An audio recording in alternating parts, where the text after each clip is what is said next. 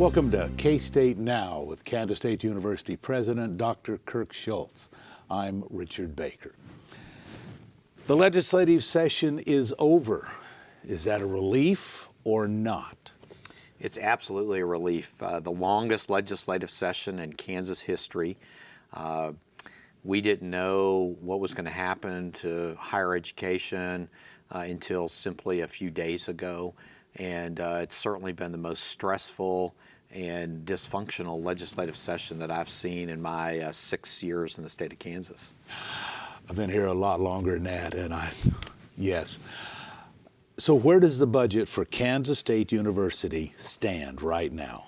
So interestingly, despite the challenges associated with possible furloughs, the kind of higher education being held hostage at the end to try and get the last few votes to pass the budget, we actually came out fairly well. There's no cuts to our base budget. We secured funding, $60 million bond issue for renovation of the Seton Complex for the College of Architecture, Planning and Design, and there was a tuition cap put in place by the legislature at the Consumer Price Index plus 2%. So for this next year, that means it's going to be somewhere, our maximum tuition increase will be somewhere around 3.6%. So all in all, we came out of it in a decent place. Not much new money, but at the same time, considering where things could have been, it could have been much worse. 3.6%. Right. What does that mean in dollars? We're presenting, that's our proposal, and I want to make that completely clear. The regents have to consider the proposal, and they have to actually do 2 readings on it. Normally in a legislative session where the legislature's done in May, early May, in mid-May, we actually put forward our tuition and fees proposals to the regents for the first reading, and then in mid-June we have the second reading. That's where we know where it is.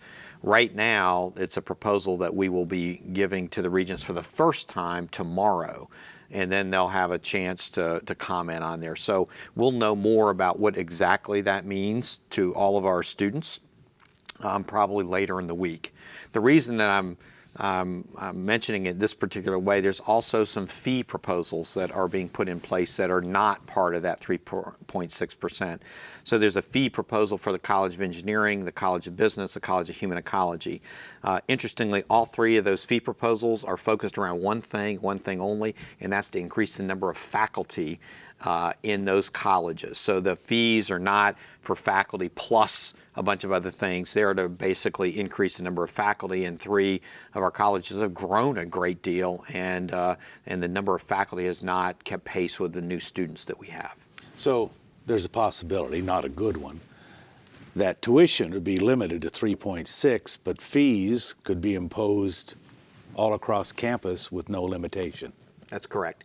Now, when you say no limitation, the regents have to approve those. So it's not we don't just, they're like everything else. We put forward a proposal, we work with our students, and there's something called the Tuition and Fees Committee that is mostly student elected officials and a few university officials, and they start meeting in January, and they look at all these different proposals that come in, and they don't approve everything.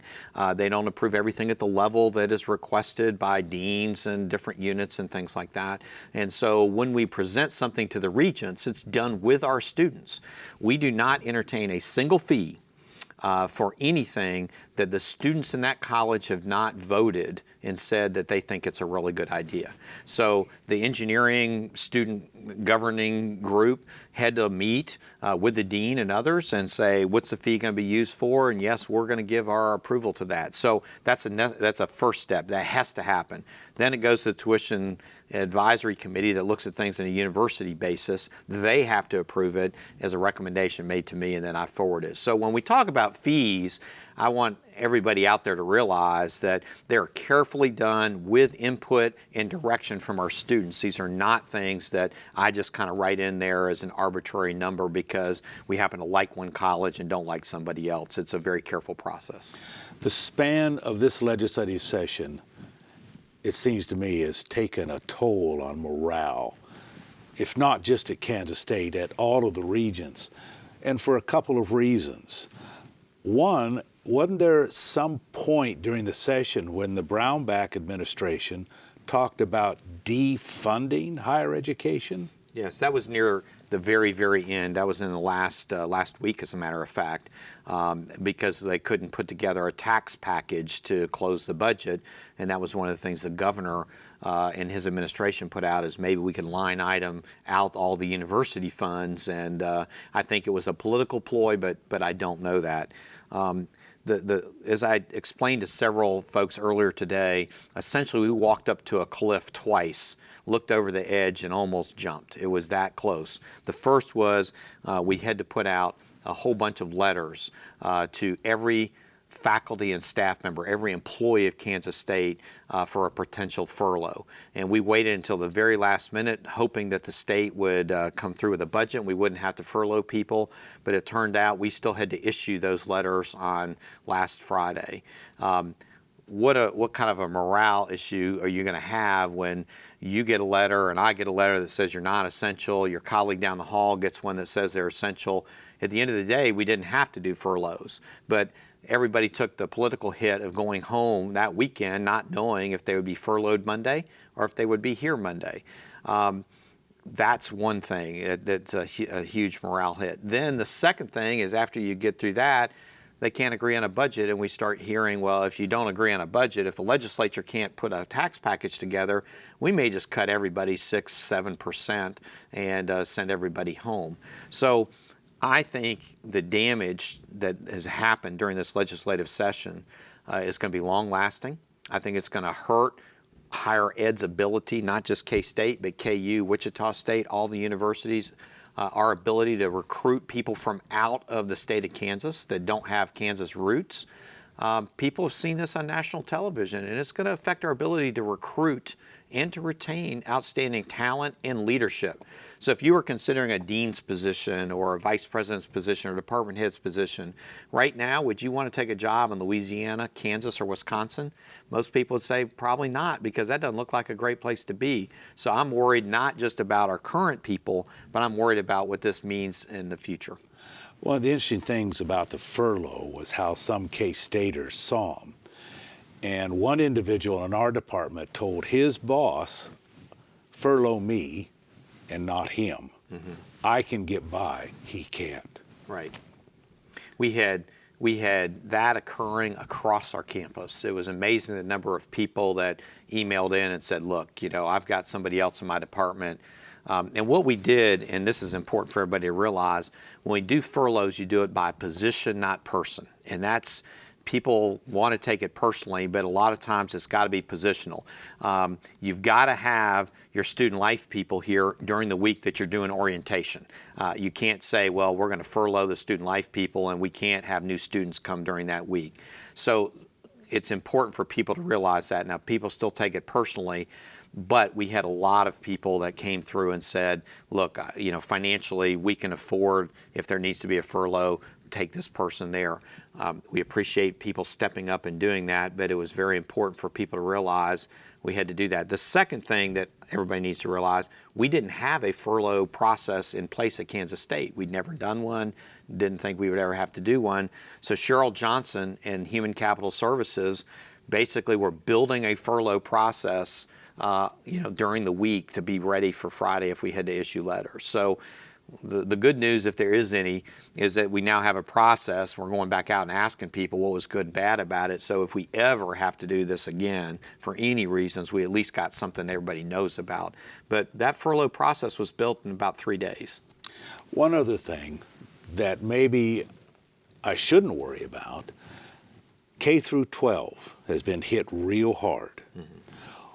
What do you think that's going to do to incoming students at Kansas State and the education they bring or don't bring with them? If you look, and I talk to people in the business community about what is it when you want to locate a business somewhere, what do you look for? If I talk to folks in Johnson County, in the Kansas City area, or rural communities and say, what is important to you? Almost the first thing that almost always comes to mind is how quality is the education system, and largely they mean K through 12. If it looks like the state's not investing if it doesn't look like we care about education, it's going to drastically affect our ability as a state to grow our economy. So am I worried about students showing up prepared? Absolutely. Am I worried about what this says about the state of Kansas and our commitment to educating that next generation of Kansans? Absolutely, I'm worried about what it says. I've lived in a couple states that have not supported K through 12 education, and let me tell you, it was hard to recruit new businesses to want to locate in that state because of a lack of really quality commitment. The only thing that we got going for us in K through 12, and you and I both know a lot of folks who work in that sector that are teachers. They are some of the most dedicated individuals that I've ever met. University faculty and K through 12 teachers. They will figure out a way to do a great job with our students, even if they're not supported in that way financially by the state. We came out looking pretty good. What about next year? You know, it's sort of, I feel like we've been in a boxing match, you know, and we're kind of bloodied and we got bandages on and all that stuff. And thinking about the next time we're going to step in the ring is a little discouraging. However, the senior leadership team met this morning, and that was one of the first things that came up. What can we do to continue to prepare for the upcoming legislative session next time? What can we do on our messaging? What kind of things do we need to do differently? I look at what we do now in terms of advocacy with the legislature compared to what we did even 4 years ago, and I would say we've doubled our efforts, maybe tripled. I mean, we now work 12 months a year on the state legislature. Even when they're not meeting, we're working very, very hard, building relationships, talking about why K through 12 is important. We're going to continue to do that, but at the end of the day, Richard, we cannot do anything if we don't have a legislature that at the end of the day can't make deals. And I don't mean this in a negative way, but can't come together on a consensus on what to do in the state. There's very little higher education can do to help the legislature to be to fulfill their elected duties, which is to provide a budget for the state of Kansas. Okay, thank you. This has been K-State Now with Kansas State University President Dr. Kirk Schultz. I'm Richard Baker.